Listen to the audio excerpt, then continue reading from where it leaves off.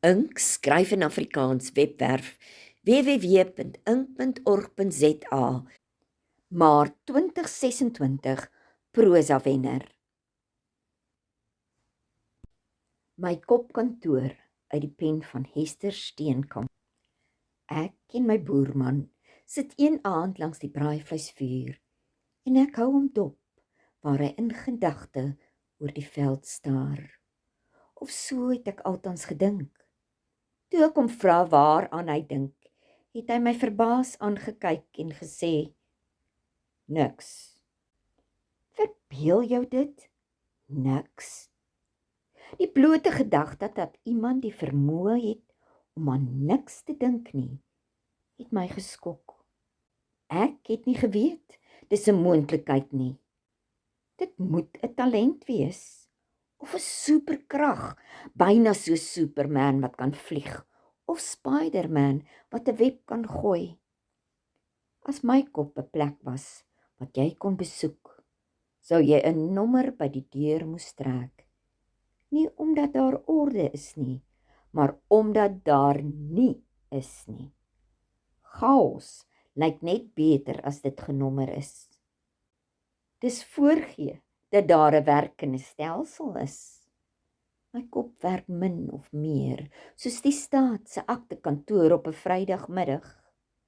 Administratiewe wanbestuur van epiese proporsies. Daar is rakke en kaste, teen al 4 mure vol stowwerige leers, wat lukraak neergeplak is, in hope, wat enige tyd kan omval. Daar is leers op die vloer, onder die lendelam lesenaar se een poot, op die stoele, vensterbank en op die hoek van my tafel, waaroor ek beswaarlik kan sien. Sommige het etikette, die meeste het nie. Dis ook nie te sê dat dit wat in die leer is, ooreenstem met wat op die etiket staan nie. Jy kan 'n leer oopmaak wat sê, belangrike volwasse besluite, en binne kry jy 'n halfgeskryfde inkopieslys, 'n nota om iemand terug te bel, en die skielike dringende vraag oor hoekom rooi bekkwelias nooit teen mekaar vasvlieg nie. Die leers is ontsuur met koffievlekke, donkie ore en vergeelde blaaie.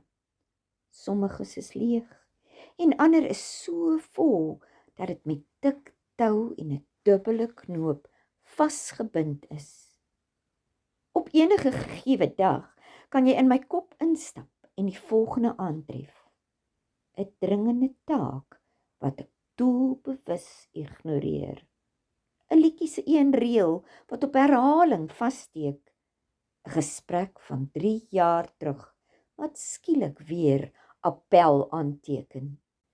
En 'n eksistensiële krisis wat op 'n plastiekstoel sit en wag vir sy beurt. In die middel van hierdie kopkantoor met sy skief getrekte kaste, sit ek met 'n pen in die hand, asof ek in beheer is. Ek is nie. Gedagtes kom aan soos besoekers sonder afsprake. Party klop nie eers nie. Hulle loop sommer in, sit hulle voete op die tafel bo op my papierwerk en begin praat. Ander loer, skaam om die kusyn, wag vir toestemming. En as ek te lank vat om te reageer, verdwyn hulle weer sonder dat ek ooit gehoor het wat hulle wou sê. Die ergste is die leers wat ek al 10 keer gestempel en afgeteken het, en dan weer oop vir my kom lê. Dis dies, vol ou gesprekke, ou vrae en kwellings. Dis die een van, het ek genoeg gedoen? Of het ek te veel gepraat? Of het ek die boodskap reg verstaan? Dis asof my kop 'n kringloopstelsel het, waar niks ooit heeltemal afgehandel word nie. En dan hoor ek daar is mense, mans, wat aan niks kan dink nie. Aan niks. Ek probeer my dit voorstel. 'n Leë kantoor, nie 'n enkele leer insig nie. Geen notas wat halfpad geskryf is nie. Geen stemmetjies wat mekaar in die rede bly val nie. Net stilte.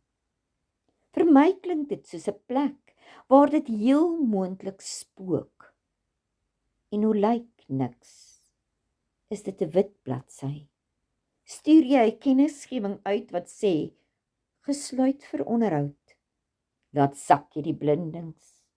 Is dit donker daar binne? Want in my kopkantoor bly die ligte aan.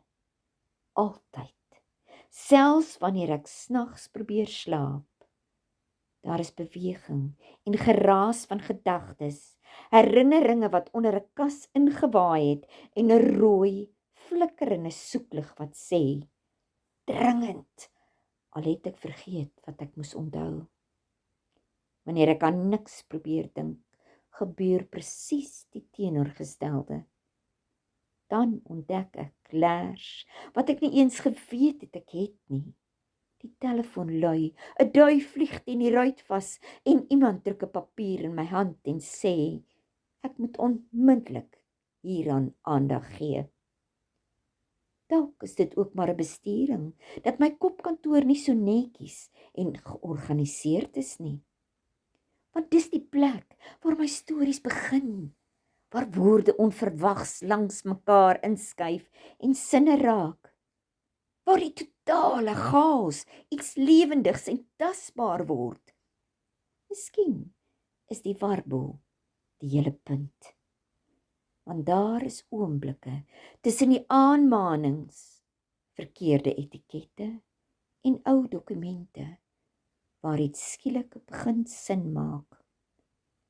My kopkantoor, met al sy kopkaste, sal waarskynlik nooit stil wees nie. En ek sal heel moontlik nooit leer om aan niks te dink nie. Maar neem gerus 'n nommer. Ek sal terugbel. Voorgeles en saamgestel deur Christa Diedriks.